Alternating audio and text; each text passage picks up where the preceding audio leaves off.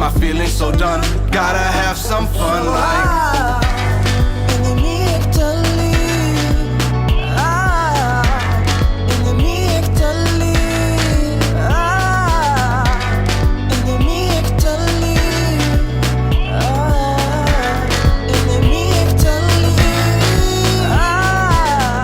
Early in my ages when I was growing up, Right. I was all into computers and electronics. So I know a little bit of the hardware and software, so I was a lot into it, and I kind of developed the skills to manage my way around computers and breaking them down through hardware. And then in college, I learned about programming, so I kind of can do a lot with computers. And then I started producing music when I was a kid, but it wasn't as like how I take it now. It was more for a hobby.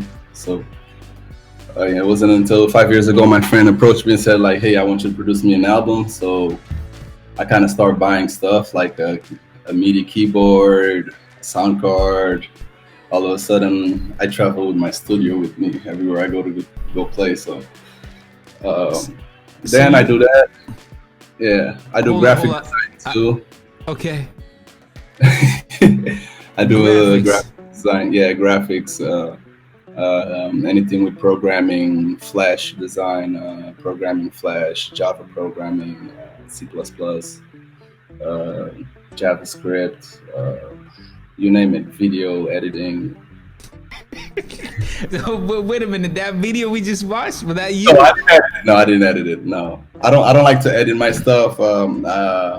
The music we produced it. I produced with my friend from Poland. We produced it. I rapped on it. I mixed and mastered the song too. But I try to not do a lot of stuff in one thing. So otherwise, you kind of lose the sight of things.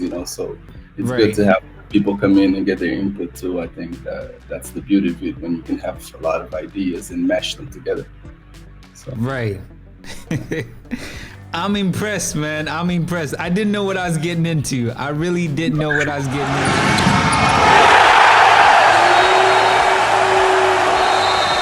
So what comes naturally? Playing ball or music? I think both come naturally because I'm from a country, Cape Verde. We're very culturally linked to music. I don't know if you know Cesaria Evora. A little bit. I'm starting to learn more about Cape Verde. Yeah. So when we were growing up, I used to listen to music while studying. My dad had the cassettes and stuff, so I used to listen to a lot of local artists. And then Bana Cesaria, this is a local artist from Cape Verde. I also started listening to Eminem when my brother went to US, and he used to brought the cassettes and stuff. This is Joel. Joel, yeah. He brought the Eminem cassette LP. And, I used to put him, listen to them, but at the time I wasn't too into it, but I would listen to it. I love music, all styles, from rock to rap to hip hop to pop to soul to country, anything traditional, Afro. I try to keep my mind open to everything. So just trying to sponge all the information and trying to be as broad as possible. Wow. Okay. All right. And let's go into the basketball side of things, right? How did you get into that? So I got into basketball because of my brother too. When he left the US, he was 15 and I was 11 years old. I was playing soccer, then I was doing karate, handball, volleyball. And I was in this area where, you're trying to find what you want to do sports-wise. I was already in school. I had always had good grades and stuff, but I always like active kids, so trying to find something to do. And then one day I saw basketball, and throughout the years, a lot of people talk about my brother. He's great at this, great at that, and And then I saw basketball like in my country. They were like it was some kids practicing with basket. It was the school there. I saw it. I was like, yo, that's what I want to do. And then as soon as I started that, I never left. Love at first sight. Okay, so your brother was the guy before. Everybody wanted to be like your brother. Yeah. I wanted to be like him. Not like him, but I wanted to be better than him. Better than him. It's more like of a thought of like everybody's talking to him. talking about him. I want everybody to talk about me. Like Right, that, right. that was the competitive thing. But you know what? We had a chance to have a conversation with your brother, and I asked him who is the best player in Africa, and he actually said it was you. So I guess now he sees you as the best player. Yeah, he sees me as that, but I don't really get into the best of the best. Different players do different things in the court. It's every player play different positions. He holds very high standards for me. He taught me a lot of stuff. I spent a lot of time with him in the U.S. when we were in community college together. He actually taught me everything I know today. So, and he saw me grow up to become what I became today. So, I'm really appreciative of what he has done, and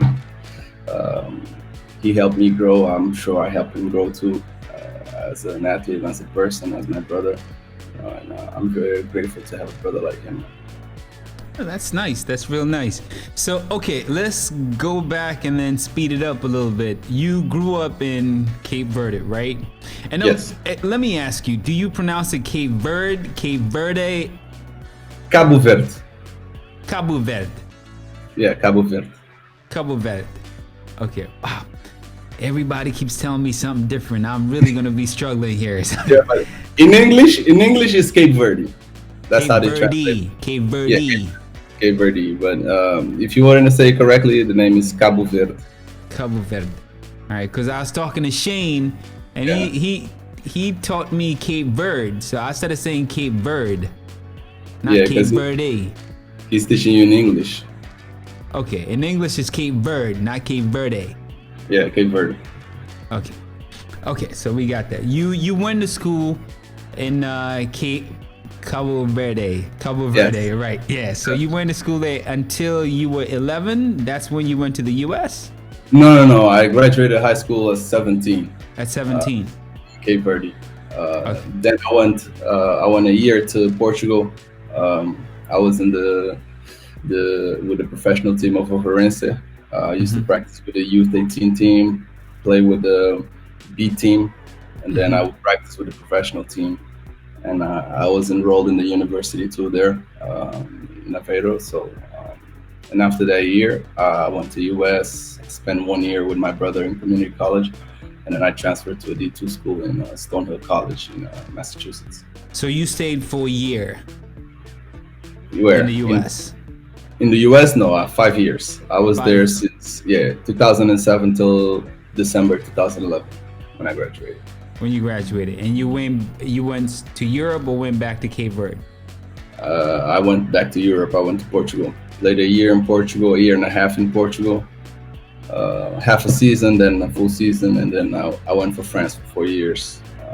And after France, I came here to Poland. And, I was in Poland for 2 years. Went to Estonia too. Played in Czech Republic, and then I'm here again. And Okay. I played in Italy and Israel too last year because COVID. In France, right? In France. In France. Okay, so let me ask you this. I mean, that's pretty impressive. But I'm gonna ask you this. Imagine, I'm just gonna imagine. I remember way back, I'll go apply for a job, and then they would ask me, "Why do you change so many jobs?" And you're telling me you've been to a lot of places. Why a lot of places?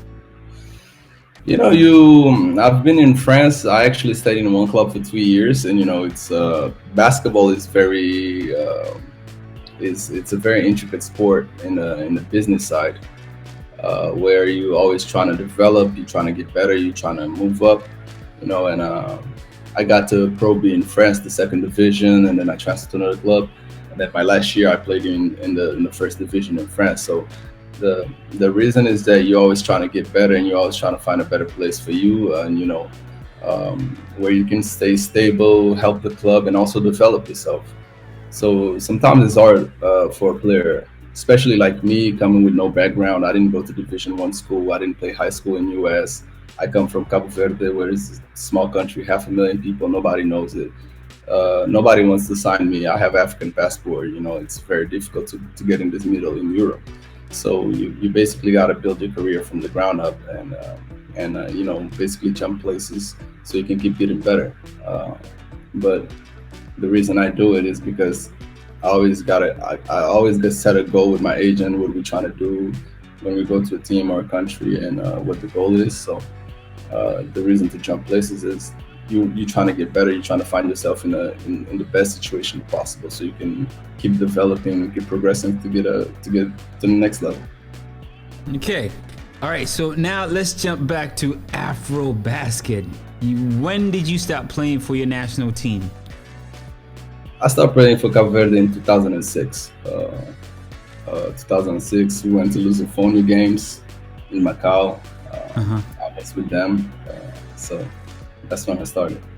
So you've been playing for the national team for what, like 14 years? Yes. Oh wow, you're a vet for sure. In October, it made 14 years. Wow. All right, so I can't say I know a whole lot. I'm a newbie when it comes to Afro basket. Just to put it out there, I am learning so much. You know, just digesting everything. So I'm gonna ask you a lot of questions. Some questions you're gonna be like, man, you should have known that already. No. And I'm not the only one. I've come to find out a lot of my viewers also don't know a whole lot. Yeah. 2015, you led the national team, your national team, in assists, in rebounds, and is it blocks also, and points, right? Probably. I don't even know, bro. I don't even keep up with that stuff. Right. You know? So I've been doing my little research, just just before we had this conversation. I was like, okay, let me try to get a little, info about this guy before we have this conversation. And I watched you play just in Egypt recently, and pretty much you were doing the same thing. You were like anchoring the defense offensively. You were the go-to guy, assist, everything and all that. And your usage rate was just up the roof. Minutes per game, you were leading. I think you're leading everybody minutes per game. You're just doing everything out there. So tell me, what exactly is your role in the national team? I've been there for 14 years, and I have a lot of experience playing in Europe. So I just want to try to get the guys to play at a high level, bring that up tempo game. We have a lot of young people in the national team now, so me being the leader, I gotta make sure everybody is on point. So I gotta play both ends of the floor with the same intensity, and I try to do that every time. I develop my skills through the years, because I'm athletic and I can do a little bit of everything. But my goal is just to try to get the guys to up their levels too, and so we can play great basketball. That's your role. You're pretty much the Swiss Army knife. We need a bucket, get Ivan out there, all right? We need a rebound, get Ivan out there. I love the way you guys play, and it's no secret. I know a lot of my viewers know that I'm a huge fan of your team because of the way you guys play, your play style.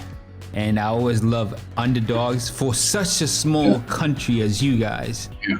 What makes you guys so lethal, dangerous? Why are you guys excelling where huge countries out there are just not performing as great as you guys are performing with a greater pool? What are you guys doing that's different? Well, I guess maybe I should put it that way. I think it's our motor. Just knowing we come from basically nothing. We don't have the best basketball players in Africa. We basically don't have anything coming from where we come from. And are you sure you guys don't have the best basketball players in Africa? We're not recognized, so I don't. Until we're recognized, we don't.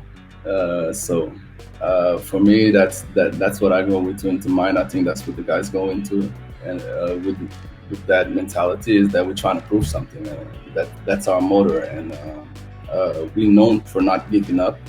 So our motor is to just try to play basketball and wear teams down. We like to run. We don't get tired, and we have athletic ability. And our only thing is the basketball IQ part of it, where we lack the tactical part.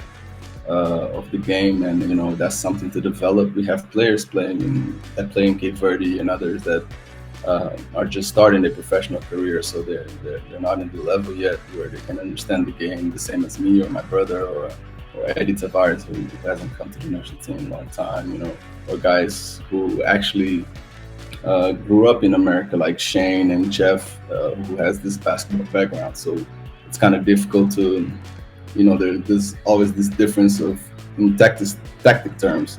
But Right. our motor is that we don't stop. We always fighting. We always going for it, and we want to prove something. This belief that we want to bring our flag out there, and we want to be recognized. I think that's our motor, and that's why people can't figure us out.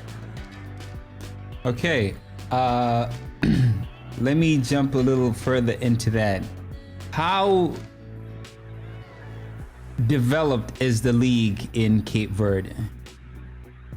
I mean, And it's an amateur league, so it's not developed at all.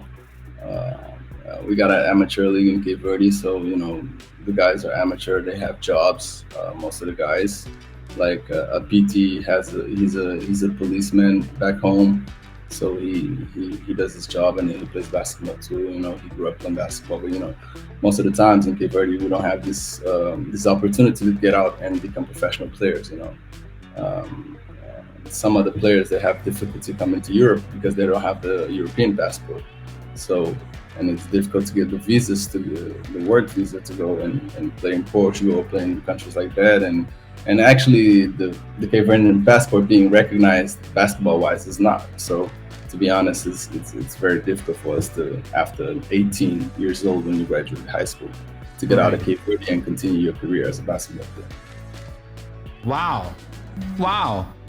I thought you guys had a really, strong league back home.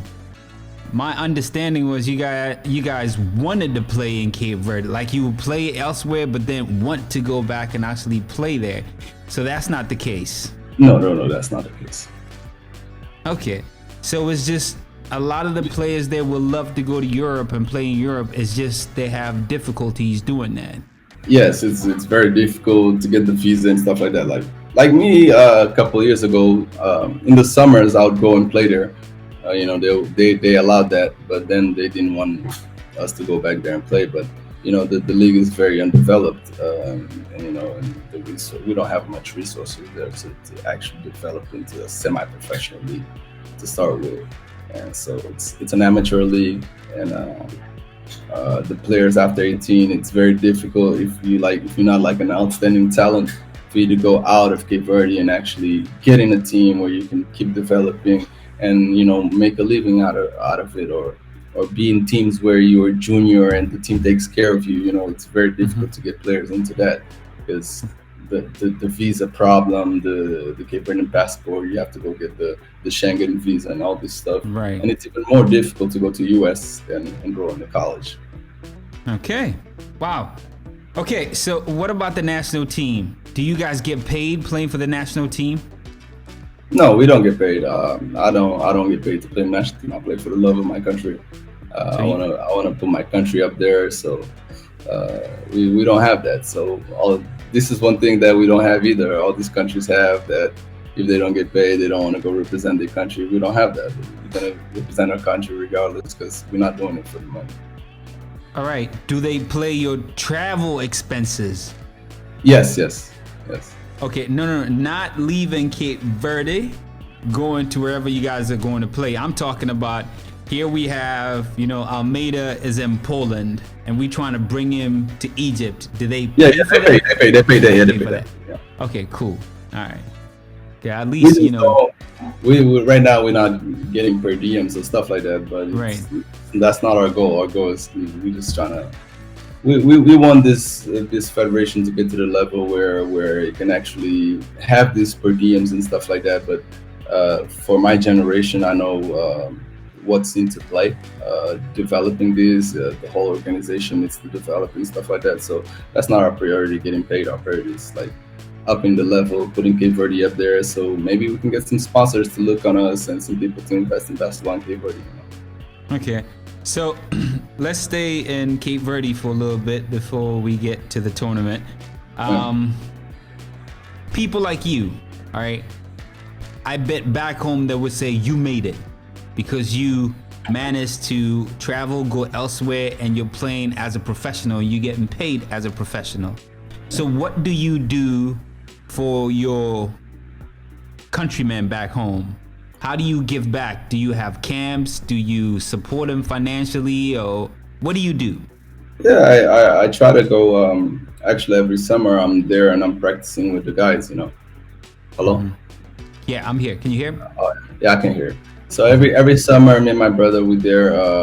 Before COVID, we go in the summer and we actually there for 3 months. We work out with the guys, trying to show them the way how things are done as professionals. Other than that, we have this thing called Creole Star that we organized. I think for 3-4 years ago, that was the first time organizing it. Me, my brother, and his girlfriend. We organized these camps. We brought referees from outside, a couple coaches. We went to all the neighborhoods, a few neighborhoods in the capital, trying to get some camps going and stuff like that. We had games where we brought all these professional athletes that are outside, like me, my brother. I don't know if you know João Gomes. He plays for the national team of Portugal, but he's Cape Verdean. He was naturalized Portuguese. Carlos Andrade and all these players that are Cape Verdean too, that they're playing for national team of Portugal. And we held games there, and stuff like that. So the kids can go and see it. They can have a reference, because it's very hard to build a reference in Cape Verde when you don't have professional players playing. So kids can develop the love for the game, so they can see something they want to become. We did that 3-4 years ago. 2 years ago, we organized some games through there. It's difficult. You don't have we don't have much money financially to organize this stuff. But whenever we get a chance, that's how I try to get back to the community. Okay, so let's jump into the tournament. In Cameroon, we didn't get to see you because you were injured, right? Yeah. What happened to you? It was it was the day before I traveled. I was playing the game here in Poland. I took a charge. The guy fell on my leg, and I broke my fibula, and I sprained my ACL and MCL. Yeah. And how long is the rehab for something like that? So that happened October 18th. Doctor gave me 6 to 8 weeks. I was playing again on November 11th. That's pretty fast, huh? Actually, it's not that bad. 3 weeks. 3 weeks. I recovered in 3 weeks. I'm still doing active recovery, but it's. All right, so okay, so your team does really well in Cameroon, right? You're not there. Those guys picked up the slack, if there was a slack. They played incredible basketball. We saw Shane out there. We saw Gomez Carrera. Yeah. Right. We saw Sekou. Sekou. How do you pronounce his name? Sekou, right? Sekou. Yeah. He was also pretty nice and all that. And then Sekou disappears, Shane disappears. And then you come back. And then we're in Egypt now. You're coming off an injury. And you play the most minutes per game. Tell us about that. How did that feel? Coming off an injury and then straight to a game. How was that? It wasn't that hard. Before I came, I played 2 games in Poland. I played exactly almost the same minutes, 36 and 34 minutes. And coming into that, this has been a team this year. Been playing here in the Polish league too, almost 34 minutes a game. So is that a normal thing out there for players to play that long? No, it's not a normal thing. I think I have the most usage rate here too. Okay. But coming into it, it was nothing. I was prepared mentally, and I wish I was a little bit more prepared physically for it. Whereas I wasn't coming off an injury, But it is what it is. But it was good. I try to make the most out of it. Help the guys, help the team. Shane got injured he had ankle problems. Sekou got injured in Egypt. His Achilles tendon. And then I'm not a point guard, natural point guard. Jeff too is not a natural point guard. So we were trying to patch things up in Egypt. FIBA actually didn't let two players get out of quarantine until the 45 minutes before our game against Morocco. So we basically were practicing with 6-7 guys, and we had one practice before the game, one walkthrough the morning of the game, and we basically went into this tournament with. If you say one practice, that's a lot because 1 hour of court is not enough. So we were basically trying to gather the guys, watch some film, trying to fix the plays, trying to make sure everybody get the plays correctly in the court and stuff like that. So it was very hard. We were actually, just like most of the times coming from a tough place where we don't want to find ourselves, where it's with no preparation. So we went into these games with no preparation, but the outcome was what it was. But I believe that it's going to be different in the second round in February because we'll basically have most of the guys back if nothing happens, God forbid. But I think it's going to be way better than what we did in Egypt because we weren't prepared at all. We had a 7-man rotation throughout these 3 games.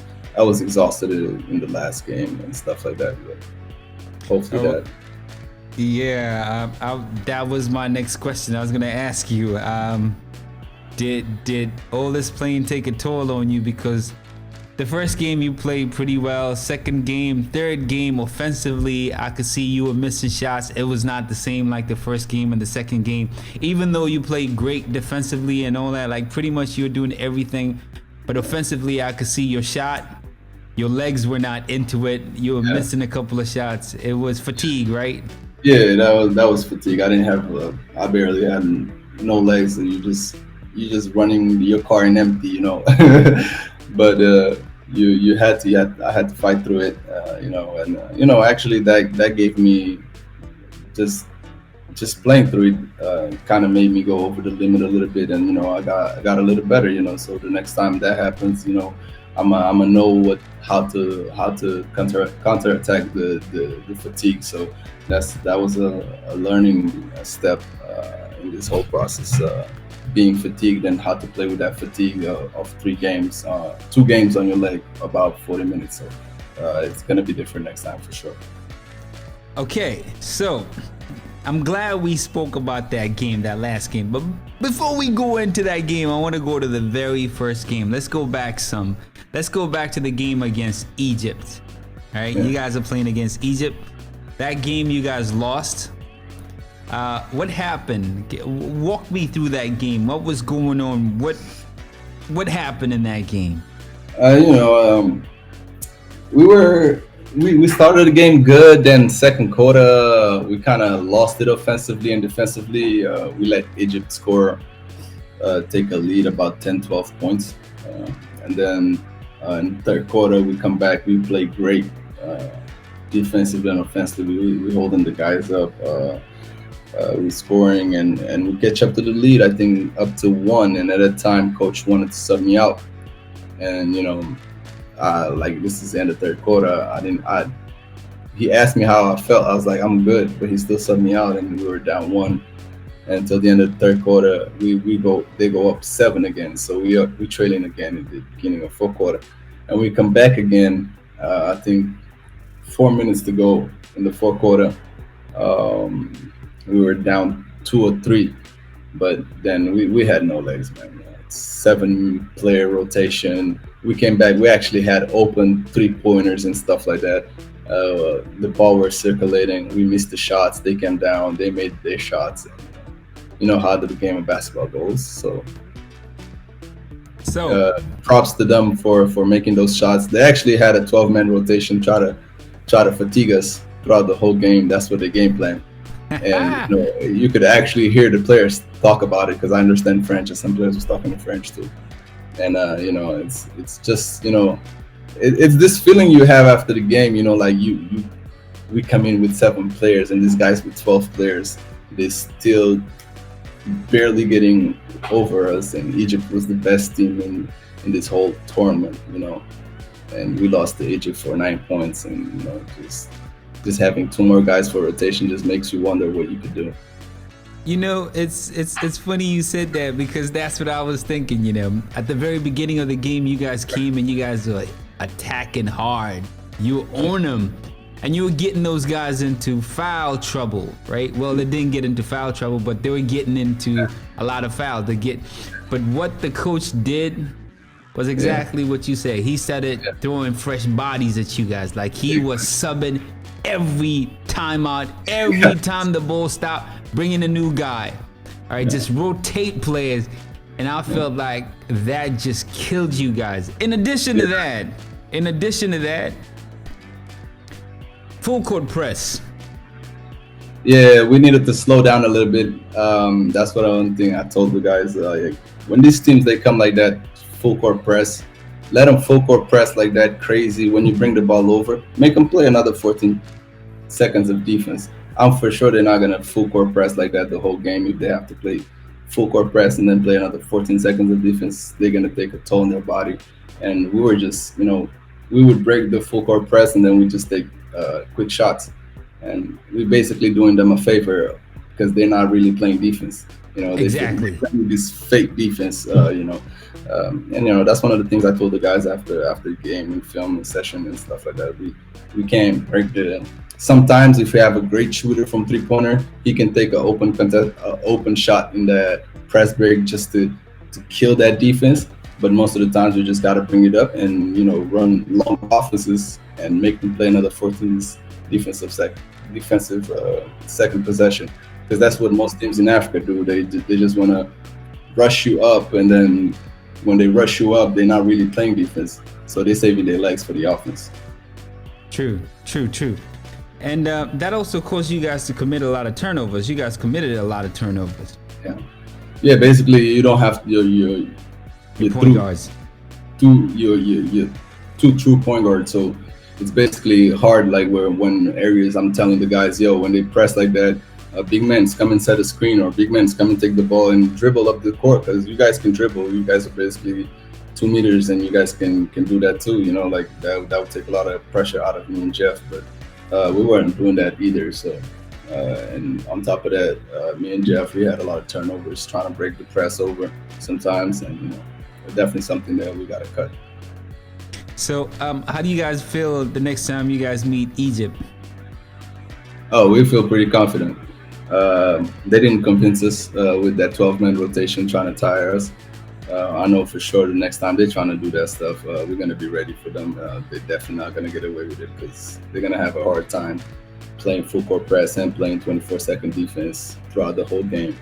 They're going to have to get another 12 players. They might come with 24 now. Right. Okay, I love the game against Morocco. That was incredible. That game was incredible. I love that game. That was one of my favorite games. The whole tournament. You guys were great. I love those threes you dropped at the end. I was watching with a couple of people out here, and they were like, ice in his veins and all that. That was pretty impressive, man. Back-to-back threes and all that. That was pretty impressive. And Larici was pretty good, from Morocco. It was a really great game, all right? So let's not dwell on that so much. I want the next game, all right? You got your props on that one. Let's jump to the last game. You guys play against Uganda. Yeah. Right.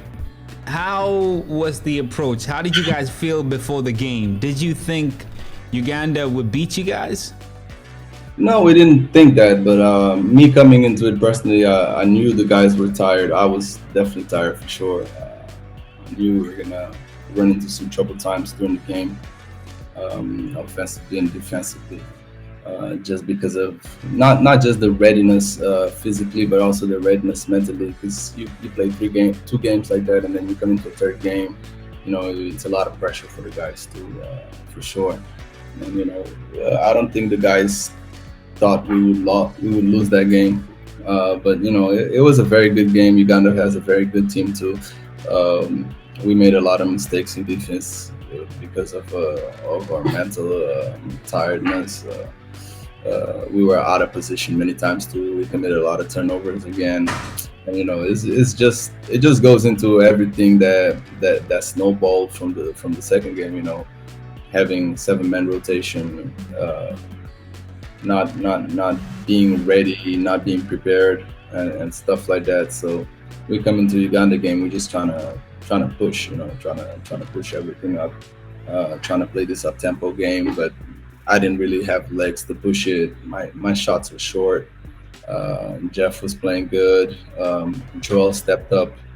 Anderson was definitely tired. He didn't have a good game, and just having other guys for the rotation will help a lot. Yeah, but it is what it is. Uganda has a great team. Props for them for breaking down our defense. And they scored 102 points, I think. Definitely cannot allow that. But it's something we definitely have to work on and be ready for the next time. So there were a lot of swings in terms of leads. You guys started off, with the lead, and then they came, and then you guys took over again, and then you guys took over again in the fourth quarter. At the beginning, you had like an 8-point lead. And what I noticed was, I don't know if you guys are very confident at the end, like, all right, maybe we got this, it's in the bag right now. But I felt like in the fourth quarter, you guys had a lead, and then you guys were working the clock a little early. Was that the case? Were you guys just trying to work the clock just to let the game end? Because you were not trying to score. And then Uganda came firing, and all of a sudden, Wainwright, once he hit that 3, the game was tied.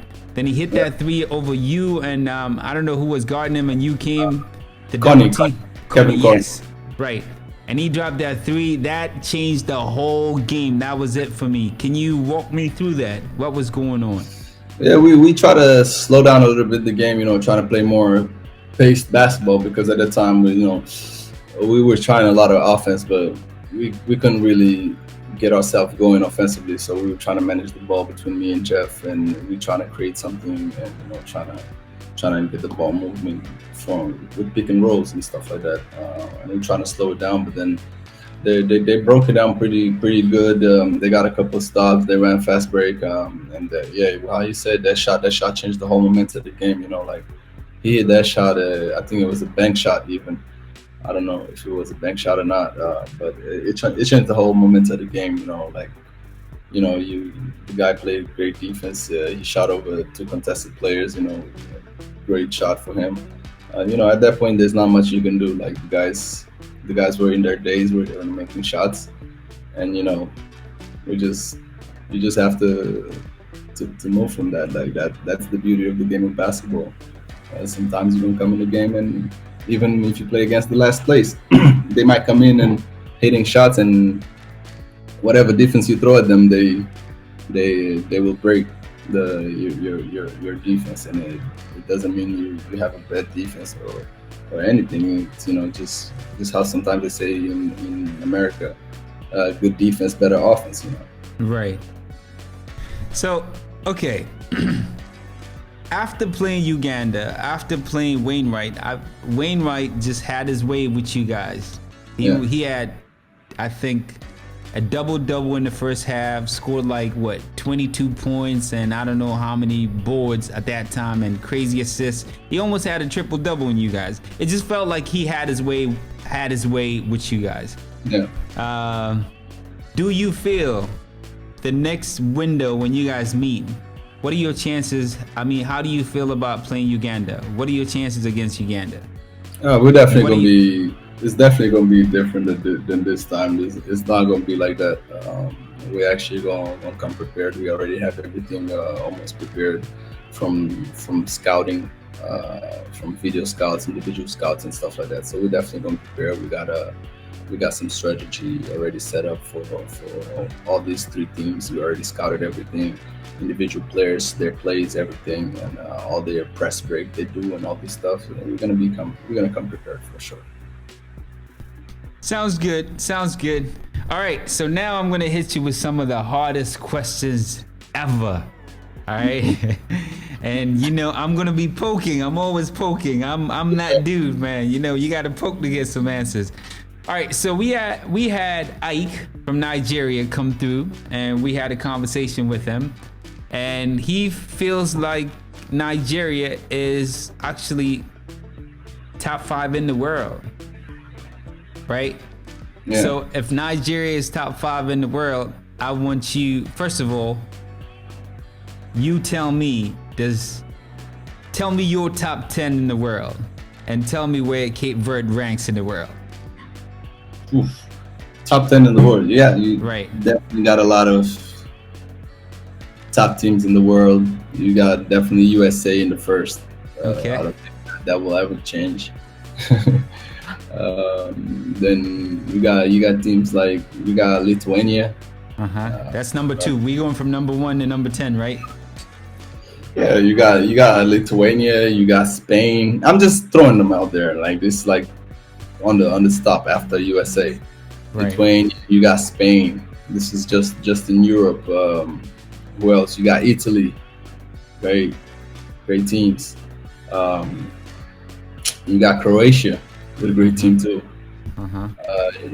You gotta also, I'm throwing them out there, but you gotta understand too, like most of these teams right now in Europe, they can't bring their players that play in the NBA, you know. Right. You know, they deprive those players too. You got Italy, you got Germany, Schroeder and all these guys. Top of my head. You got Finland was playing great basketball the last time I saw them in Europe. Okay, you know. You got Brazil. You got Brazil? Brazil. Okay. Yes. You got Brazil. You got Argentina. All right. I was gonna ask you that, and I'm like, all right. Yeah. What about? Yeah. I'm not forgetting them. Okay. I mean, this is interesting. You know what? You haven't mentioned one team from Africa, so there's not a single team from Africa that cracks in the top 10 in the world. In the world, at In this the world. moment, I don't think so. You don't think so? At this moment, I don't think so. I think we top 20 definitely. Top 20, we got teams there, but Okay. I don't think top 10 we there yet. Okay, fair enough.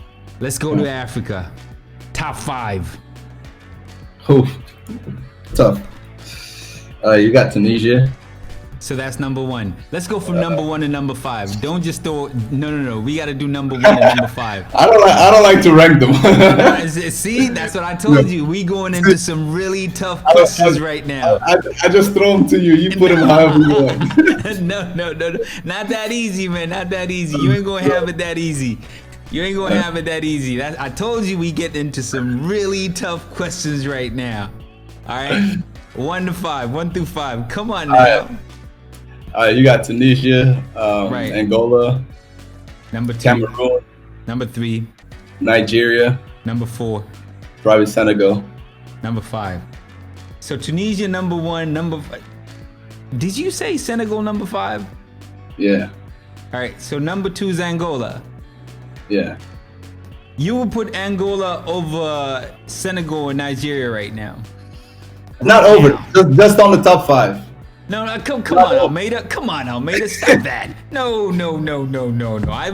You're not doing me like that. Let's go from number 1 to number 5. All right, Yes, from number 1 to number 5. guys. Yes. So you got Nigeria, which has a great team. So that's number 1. Yeah.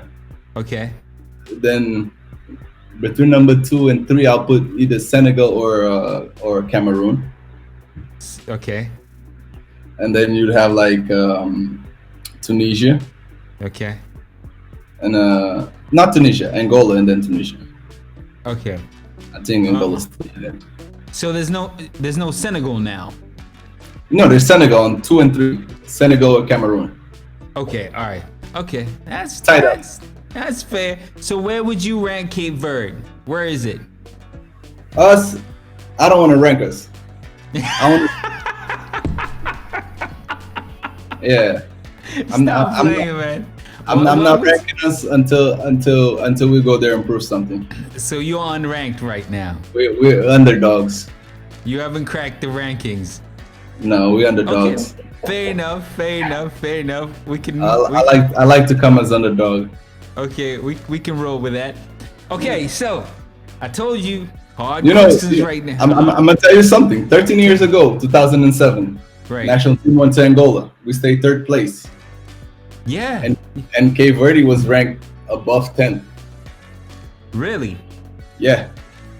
So it's okay. It's okay. I see where you're going with this. Okay. All right. When I get in that court, there's no ranking. You got to play basketball. I know. I like that. All right. More with the tough questions. You're not getting off the hook that easy.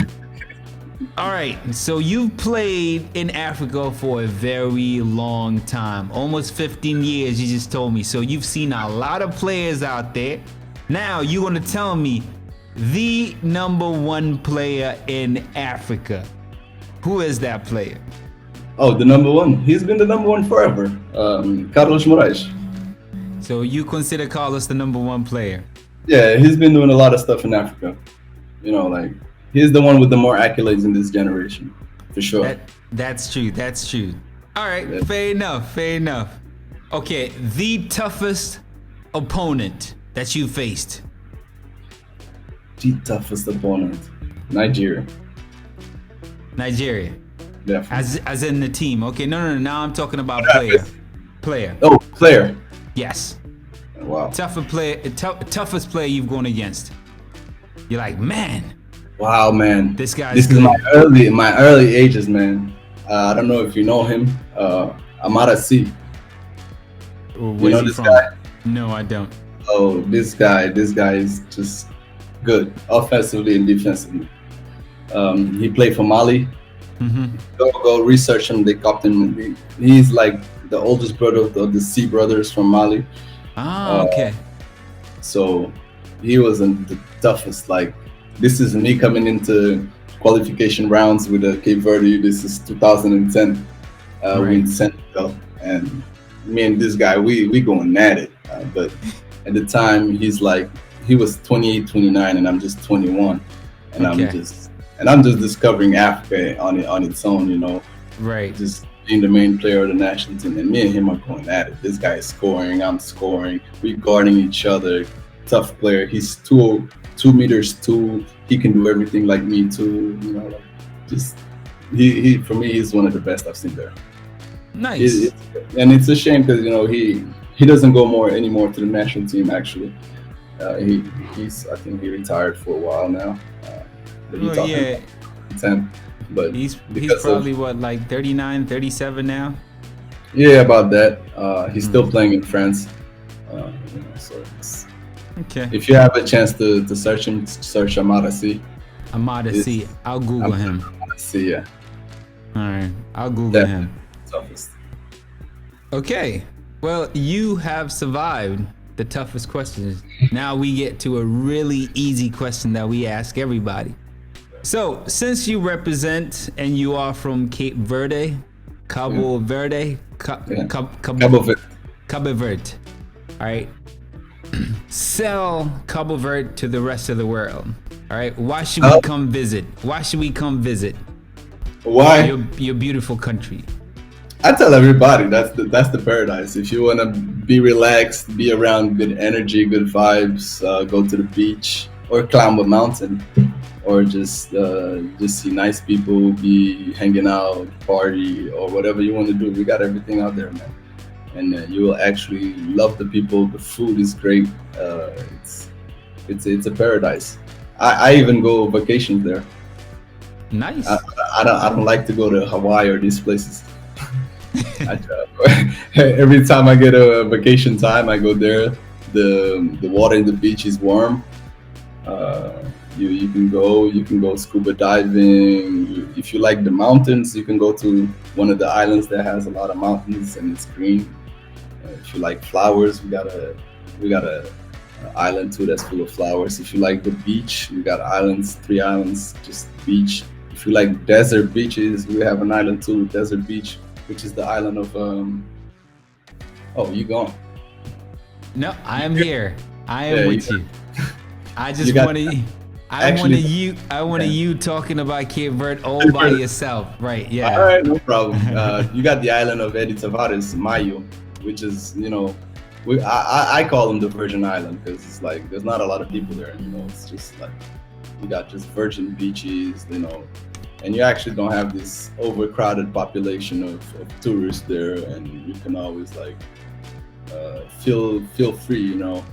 Not like when I've been to Europe, to some places, some beaches in Europe in the summer, and you know it's just always overcrowded and stuff like that. And when you go to Cape Verde, it's never like that. You always got space to do everything. You meet people. People are very friendly, and it's just good vibes and good energy. So if you get a chance, go visit our country, man. You'll love it. I have people go there for 2 weeks. They change their tickets for a month. So that should tell you something. I do want to come out. When is the best time to visit? Anytime, summer or Christmas or for the carnival. When is the Is great carnival? out there. When is the carnival? February, March. Around February, March. February, March. Okay. All right. Yeah. All But I don't know how they're gonna do it now with the COVID. So yeah. I was saying that's. I was like, okay. So I guess that's 2022, right? You think it's 2022? Hopefully. And at that time, you guys are going to be playing Afro basket, so I'm going to be more focused on that at that particular time. Yeah. Just watching you guys play. All right, man. Is there anything that you want to add on before we wrap this thing up? hey man, just want to thank you for this interview and for inviting me here. And then, you know, just want to say send a big hug to all our African brothers out there, the team that's playing, and for the qualifications and the ones that didn't get in. Just a big hug for the basketball community and all the fans watching this. You know, and I appreciate the opportunity to be here and talk to you, and also the fans and stuff, and people want to know more. And you know, just thank you. Hey man, thank you for taking the time to just hanging out with us, and thank you for opening the door and letting us in to the world of Ivan Almeida, the musician, the rapper, the singer, the baller, everything, man, everything.